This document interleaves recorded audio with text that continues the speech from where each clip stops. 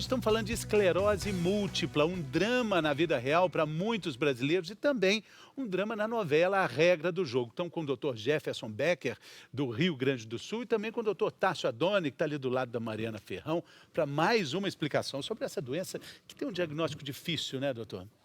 A gente vai mostrar aqui no cérebro, né, doutor Tarso, o que acontece quando a gente tem essa perda do que a gente mostrou no primeiro bloco, que é a bainha de mielina. Então, a gente está aqui com o cérebro, a gente vai abrir esse cérebro para dar uma olhada como que ele está aqui por dentro. Normalmente, a gente tem essas conexões muito ativas, Exatamente. né? Essas conexões que a gente vê em amarelo e em roxo são conexões altamente ricas em mielina, na gordura, na capa que reveste os nervos. A esclerose múltipla é uma doença que ataca principalmente essa gordura, essa mielina. E o que acontece é isso que a gente vê aqui. Existe uma diminuição da quantidade de mielina no sistema nervoso central após os ataques, os surtos de esclerose múltipla. E essa é uma doença autoimune. Vamos explicar o que é uma doença autoimune com o apoio desse nosso tabuleiro de xadrez aqui. Doença autoimune, o que a gente tem que entender? Todos nós temos, felizmente, um sistema imunológico, um sistema de defesa. Então, se a gente entra em contato com um vírus que vai causar uma pneumonia, o sistema imunológico vai lá e debela, mata esse vírus antes que ele cause algum problema. Uma bactéria que vai causar uma diarreia, antes que haja algum problema, o sistema de defesa vai lá e isola essa bactéria.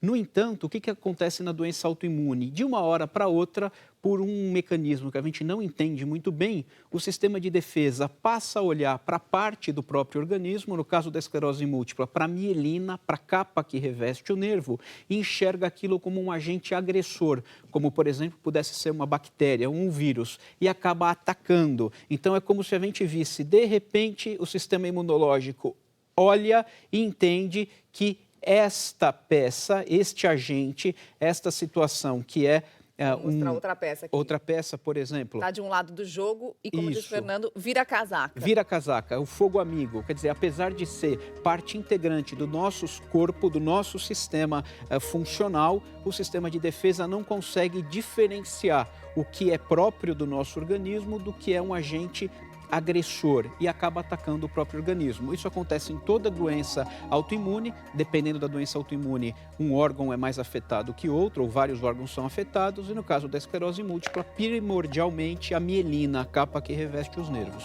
E a gente sabe que, como qualquer doença autoimune, essa é uma doença que ataca mais as mulheres. É uma doença mais comum em mulheres, acometem também homens, é mais ou menos para cada para cada duas mulheres com a doença, a gente tem um homem com a doença. E pessoas jovens, na faixa etária entre os 20 e os 30 anos. Bom, esse exemplo que a gente usou aí do tabuleiro de xadrez é também a abertura da novela, né? Nessa novela, a história do Romero Rômulo, que tem uma vida dinâmica, cheia de emoções, cheia de intrigas, de repente muda porque ele descobre, tem esclerose múltipla. Vê se você entende uma vez por todas que você é um cara médio. Bem mediano. Eu sou mediano. Parecia apenas um mal-estar corriqueiro num momento de estresse. Durante uma briga, Romero Rômulo fica com a visão embaçada e desmaia. Romero. Romero. Depois desse susto, o protagonista da novela A Regra do Jogo vai ao hospital fazer exames. Acha que não é nada grave. Nada demais, mesma coisa de sempre, que o senhor sabe como é que é. Essas coisas que eu sempre tive lá, formigamento, tontura, vista embaçada, dorzinha aqui, dorzinha ali. Só que dessa vez eu desmaiei. Bati a cabeça, tô com um galão aqui na cabeça. É isso. Tô velho, tô ficando velho, tô chegando à idade, né? A gente vai correria, estresse, corpo dá um defeito, uma hora, não tem jeito. Só que o médico não tem boas notícias, não.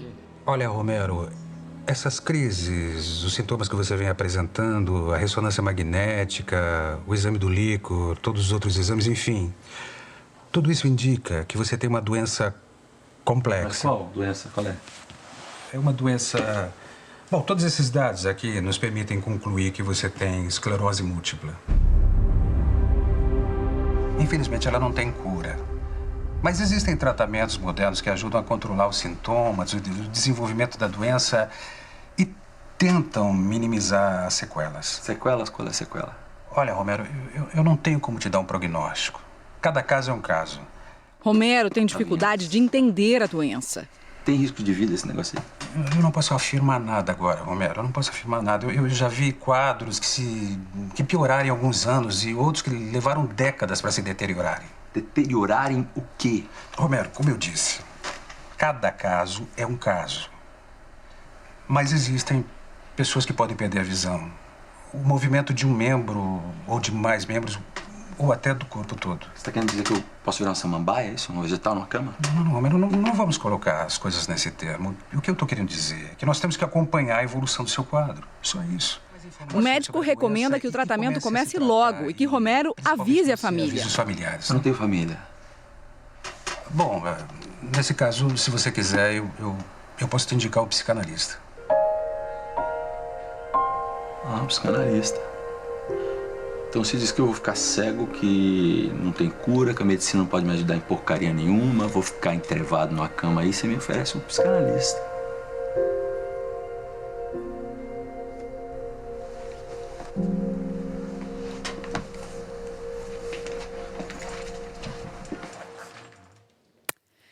Bom, doutor Tarso, a gente viu a revolta do Romero Rômulo quando recebe esse diagnóstico. Ele acha que ele vai morrer. Quer dizer, primeiro vamos esclarecer, não é isso que acontece, né? Não é. A gente tem que entender duas coisas. A primeira coisa, a novela, ela tem um papel, que é o papel do entretenimento, e esse entretenimento, ele é maximizado com a dramatização. Então, por exemplo, desmaio não é um sintoma que faça parte do repertório habitual dos pacientes que têm esclerose múltipla. Tanto é que a gente não pensaria em esclerose múltipla numa pessoa que desmaia, pensaríamos em outras causas. E a visão embaçada que ele Visão também embaçada, sim. A visão embaçada é um dos sinais. Habitualmente vem acompanhado de um dolorimento no olho também e a visão embaçada. E esses sinais, eles são curtos? Porque na novela o Romero tem algumas crises e depois elas logo passam. Ou eles são mais prolongados? Não, as crises elas duram alguns dias, até 2 semanas, até desaparecer. E elas tendem a desaparecer no início da doença espontaneamente. Então ela dura dias mesmo, até 2 semanas em média. Ele também tem o personagem formigamento. É uma coisa comum?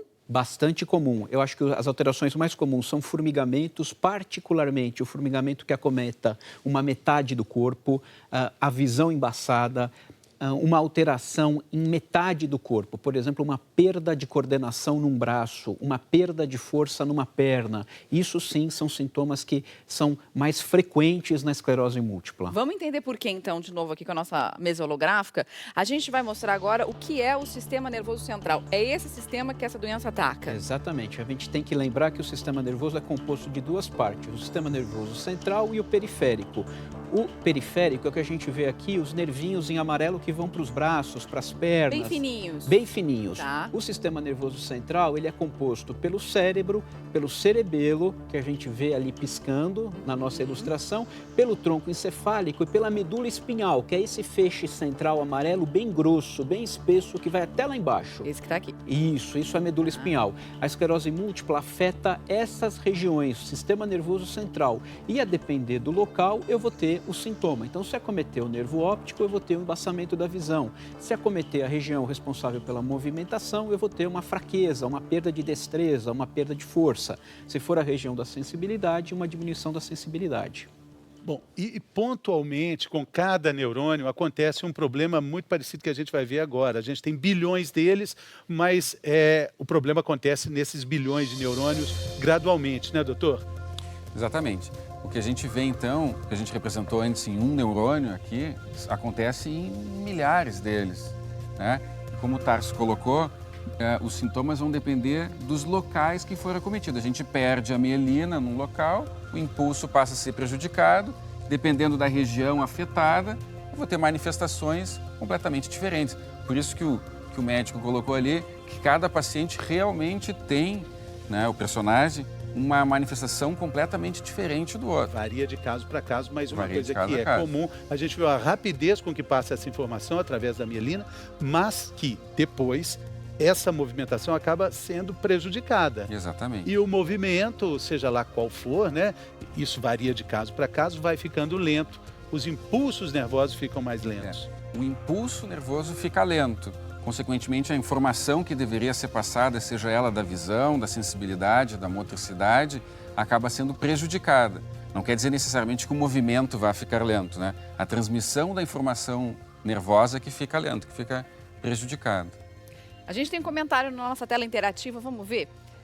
Olha só, Mariana, minha xará, fui diagnosticada com esclerose múltipla, achei que seria o fim. Hoje vejo que tenho uma vida normal e 100% saudável, que eu nunca tive. Tenho uma alimentação regrada, faço exercício todos os dias. No começo, rejeitei a injeção, mas hoje ela é minha melhor amiga. A que injeção a Mariana está se referindo, doutor Tarso? Ela está se referindo, provavelmente, às beta-interferonas, que são tratamentos injetáveis, podem ser ou por via intramuscular ou por via subcutânea, e que têm quase que universalmente os mesmos efeitos colaterais nos primeiros 3 a 6 meses de uso da medicação, que a gente chama de reações flu-like, como se a pessoa fosse ficar resfriada. Então, ela tem dor de cabeça, dor nas juntas, mal-estar, calafrio, febre. Esses efeitos são muito ruins e muitos pacientes dizem que rejeitam a injeção. Quer dizer, os efeitos colaterais incomodam e ela pode acabar, se o médico não estiver muito próximo, ela não for orientada a tomar um antitérmico, uma medicação como uma dipirona, um paracetamol antes e depois da aplicação, ela pode acabar abandonando o tratamento em virtude dos efeitos colaterais. E o ideal é você tomar algum medicamento desse para aliviar a dor da injeção antes e daí continuar o tratamento, que é fundamental. Exatamente, para evitar não só a dor, mas principalmente para minimizar esses efeitos colaterais flu-like, como se a pessoa fosse ficar resfriada. Daqui a pouquinho a gente vai falar mais sobre tratamento, daqui a pouquinho. Muito bem. Dr. Jefferson está primeira vez aqui conosco, estamos falando sobre muitas coisas.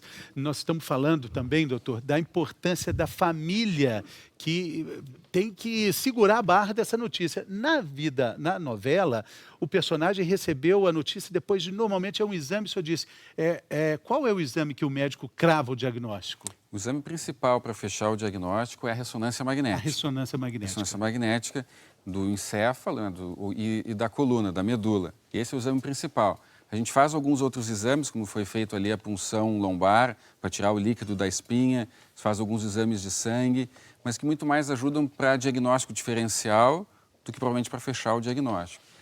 E pelos critérios, a ressonância e a clínica são suficientes para a gente estabelecer o diagnóstico. A gente vai conhecer agora a Cláudia, que recebeu o diagnóstico de esclerose múltipla há 9 anos. Ela é mãe de 3 filhos e quem vai contar a história dela pra gente é a Ana Brito. Ana Cláudia ia completar 40 anos, tinha uma vida ativa, trabalhava como secretária, quando perdeu o movimento da perna esquerda. Eu pensava que fosse a hérnia, porque eu tenho hérnia de disco. Mas não era. O diagnóstico mudou a vida dela. Esclerose múltipla. Você grita, você chora, você se revolta. Por que eu tenho que ter essa doença? Foi uma revolta parecida com a que teve Romero Rômulo, o protagonista da novela A Regra do Jogo, quando recebeu a mesma notícia. Você está querendo dizer que eu posso virar uma samambaia, isso? Um vegetal numa cama? Não, Romero, não vamos colocar as coisas nesse termo. Para o personagem de Alexandre Nero, o alerta veio com a visão turva e o desmaio.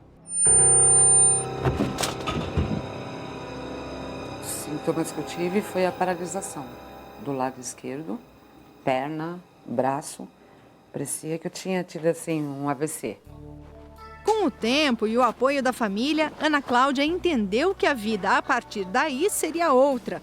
Mas como ela seria, dependia dela.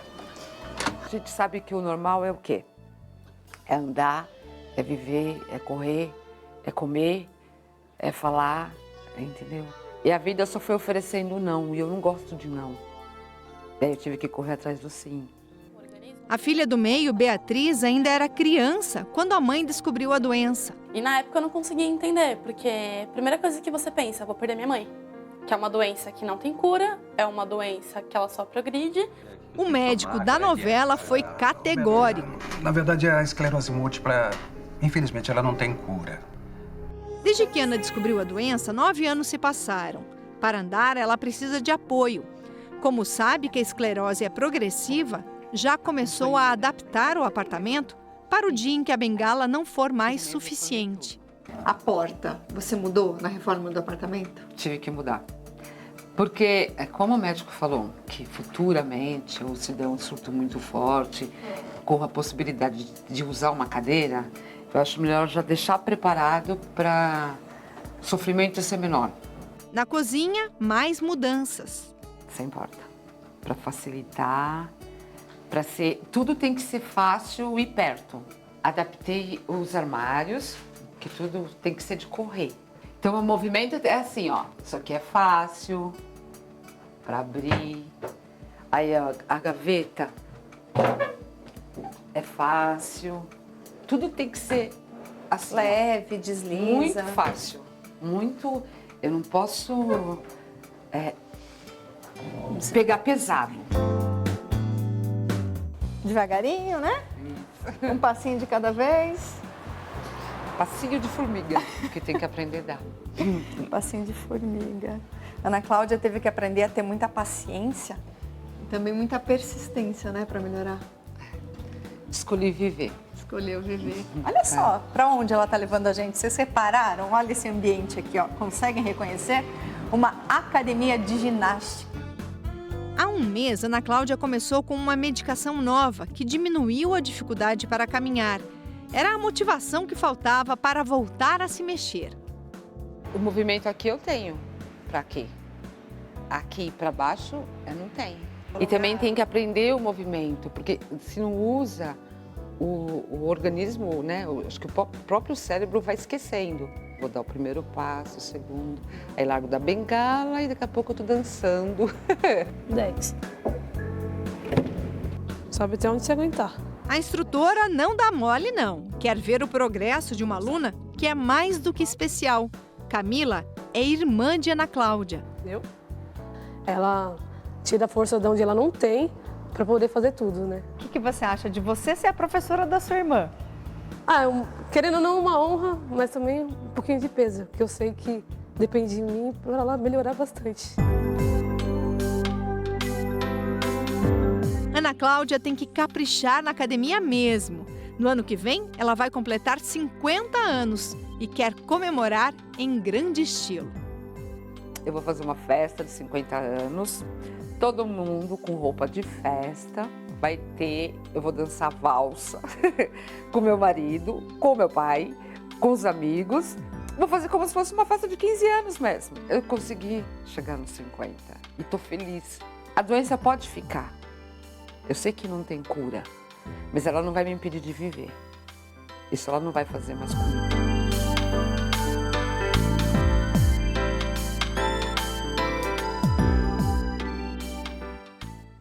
A gente quer ver essa valsa, viu, Ana Cláudia? Isso aí, animadíssima. E toda a família participando. A gente vê a emoção da irmã dela, né, doutor Jefferson, também ensinando ela a fazer atividade física, com as limitações que ela tem. O apoio da família é fundamental? Sempre. Em qualquer doença, o apoio da família é fundamental, não tem dúvida, né? Ainda mais no momento do diagnóstico, que é um momento de uma ansiedade muito grande.